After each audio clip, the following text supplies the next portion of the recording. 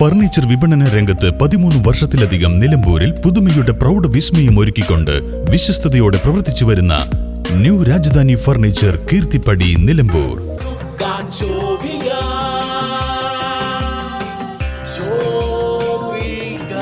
Celebrating Viva by Shobika Weddings.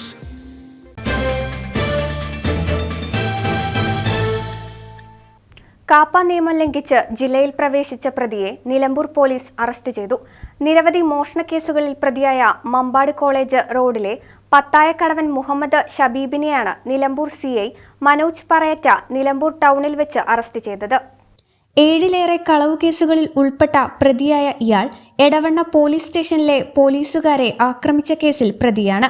Perinthalmanna, Nilambur, Edavanna സ്റ്റേഷനുകളിലായി കേസുകളിൽ ഉൾപ്പെട്ട ഇയാൾ ജയിൽവാസവും അനുഷ്ഠിച്ചിട്ടുണ്ട്.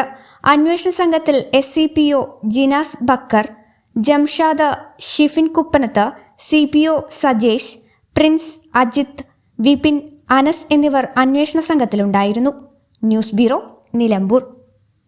നിലമ്പൂരിന്റെ ആതുര സേവന രംഗത്ത് ഡോക്ടർ കൃഷ്ണവേണിയുടെ നേതൃത്വത്തിലുള്ള പുതിയ മാനേജ്മെന്റിന്റെ കീഴിൽ അത്യാധുനിക സൗകര്യങ്ങളോടുകൂടി Devi Janani maternity and general hospital, Kaluthumkadavu, Nilambur.